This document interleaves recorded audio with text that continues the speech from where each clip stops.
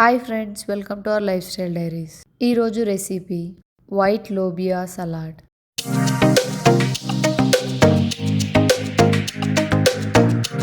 First నేను దానికోసం ఇలా కొన్ని వైట్ లోబియా అనేవి తీసుకున్నానండి. అదే మన సైడ్ బొబ్బర్లు అంటారు, తెల్ల బొబ్బర్లు ఇలా ఉంటాయి అన్నమాట. వీటిని వైట్ కౌ పీస్ అని కూడా అంటారు, బ్లాక్ ఐడ్ అని చెప్పేసి చాలా డిఫరెంట్ డిఫరెంట్ నేమ్స్ అయితే ఉన్నాయి. మనం అయితే బొబ్బర్లు అంటాం కదా, అవండి. ఇవి సలాడ్స్ లోకి చాలా బాగుంటాయి. సో నేనైతే వీటితో ఒక సలాడ్ రెసిపీ అనేది ప్రిపేర్ చేశాను. మనకు కొంచెం తగినంత క్వాంటిటీ అనేది తీసుకొని వీటిని మనం ఒక 4 to 5 hours దాకా నానబెట్టాలి. లేదు అంటే హోల్ నైట్ నానబెట్టినా కానీ మంచిదేనండి. మోస్ట్లీ ఇలాంటి గ్రెయిన్స్ అనేవి మనం ఎలా సోక్ చేస్తున్నాం, ఎంత సోక్ చేస్తున్నాం, ఎలా కుక్ చేసుకుంటున్నాం అనే దాన్ని బట్టి ఉంటాయండి. సో నేనైతే హోల్ నైట్ నానబెట్టుకున్నాను.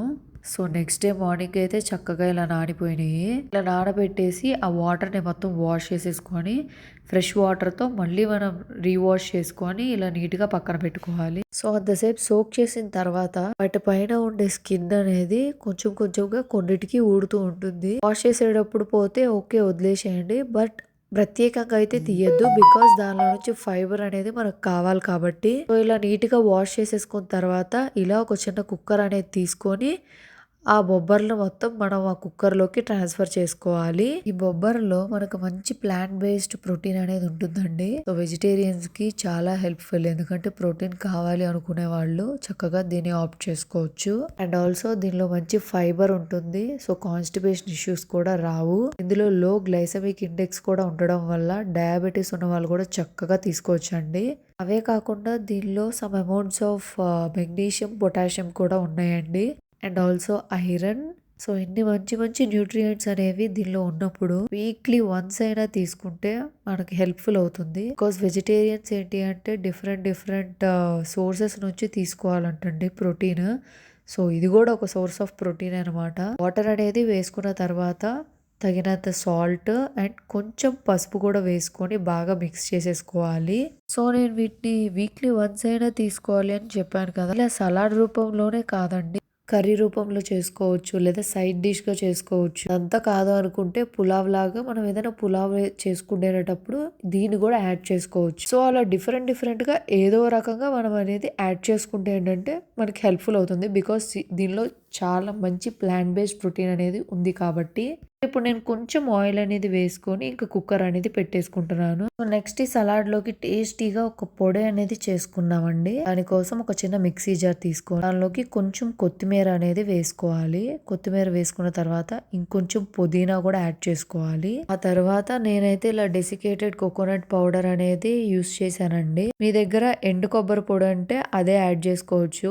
యాక్చువల్లీ అదే యాడ్ చేయాలి, నాకు అది అవైలబుల్ గా లేదని చెప్పేసి నేను ఈ డెసికేటెడ్ పౌడర్ అనేది యూస్ చేసుకున్నాను అనమాట. ఇప్పుడైతే మనం వాటర్ అనేది వేయకోకుండా మిక్సీ జార్లో బ్లెండ్ చేసేసుకోవాలండి. సో బ్లెండ్ చేసుకున్న తర్వాత మనకి ఈ కన్సిస్టెన్సీలో వస్తుంది. వాటర్ అనేది అస్సలు వేయొద్దండి. వాటర్ వేయకుండానే మనం వీటిని గ్రైండ్ చేసుకోవాలి. చూసారా, ఇలా పొడి పొడిగా రావాలి. సో అలా పొడి పొడిగా వచ్చే వరకు మనం గ్రైండ్ చేసుకోవాలి. జస్ట్ ఒక 2-3 టైమ్స్ తిప్పితే చాలు, వచ్చేస్తుంది. ఈ లోపు బొబ్బర్లు కూడా చక్కగా ఉడికిపోయినాయి కదా. లో ఫ్లేమ్లో అయితే ఒక విజిల్, హై ఫ్లేమ్లో అయితే ఒక 3 విజిల్స్ దాకా పెట్టుకొని మనం ఇంకా ఆపేసుకోవచ్చు. సో విజిల్స్ అన్నీ అయిపోయిన తర్వాత చల్లారాక ఓపెన్ చేసుకొని చూసేద్దాము. చూసారా, చాలా చక్కగా ఉడికిపోయినాయి. ఇలా మనం మంచిగా సోక్ చేసుకుంటే ఏంటి అంటే మన గ్యాస్ కానీ యాంటీ న్యూట్రియంట్స్ ఇలాంటివి రాకుండా ఉంటాయి.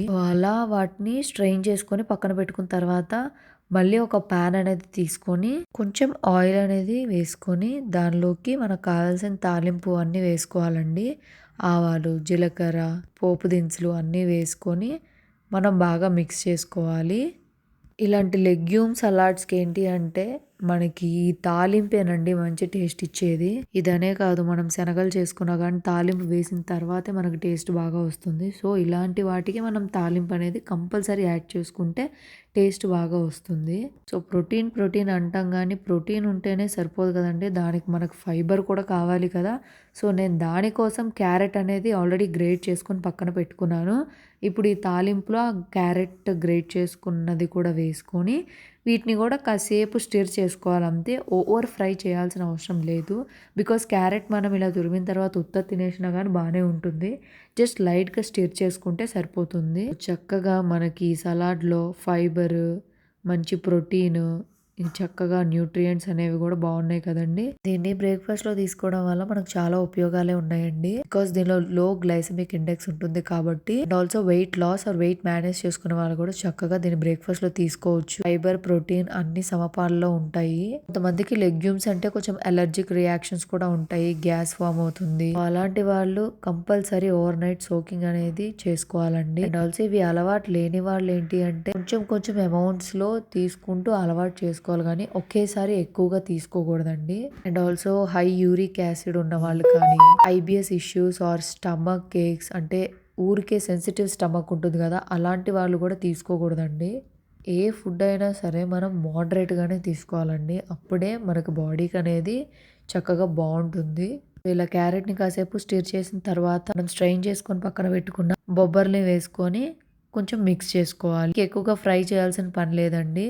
బికాస్ ఆ బొబ్బర్లు అనేవి ఆల్రెడీ కుక్డ్ కాబట్టి, మనం ఆల్రెడీ సాల్ట్ అనేది వేసాం కాబట్టి మోస్ట్లీ సాల్ట్ కూడా సరిపోతుంది. మనం సాల్ట్ కూడా ఎక్కువ యాడ్ చేయాల్సిన అవసరం లేదు. మనం ఇందాక గ్రైండ్ చేసుకొని పెట్టుకున్న పౌడర్ని మాత్రం ఇప్పుడు కొంచెం యాడ్ చేసుకోవాలి. అది యాడ్ చేసుకొని మనం బాగా మిక్స్ చేసుకోవాలి. సో ఇలా మిక్స్ చేసుకున్న తర్వాత కొంచెం లెమన్ జ్యూస్ అనేవి యాడ్ చేసుకుందామండి. బొబ్బర్లో ఐరన్ కూడా ఉంటుంది కదా, ఐరన్ అనేది మన బాడీకి వంట పట్టాలి అంటే వైటమిన్ సిని మనం తీసుకుంటేనే వస్తుందండి. సో నేను దానికోసం ఏంటి అంటే కొంచెం లెమన్ అనేది స్క్వీజ్ చేసుకున్నాను. యాక్చువల్లీ మనకి ఏ సలాడ్ లో అయినా సరే లెమన్ ఉంటేనే టేస్ట్ అనేది బాగుంటుంది. ఫైనల్ టచ్ ప్రతి సలాడ్ కి మోస్ట్లీ లెమన్ అయితే ఇంపార్టెంట్. ఇప్పుడైతే వైట్ లోబియా సలాడ్ అనేది రెడీ అయిపోయింది కదండి. ట్రై చేసి ఎలా ఉందో కమెంట్ చేయండి. తప్పకుండా నచ్చుతుంది. చాలా టేస్టీగా ఉందండి. ఇలాంటి మోర్ రెసిపీస్తో ఇంకా హెల్దీ రెసిపీస్తో మీ ముందుకు వచ్చేస్తాను. సబ్స్క్రైబ్ చేయడం మాత్రం మర్చిపోకండి. Thank you.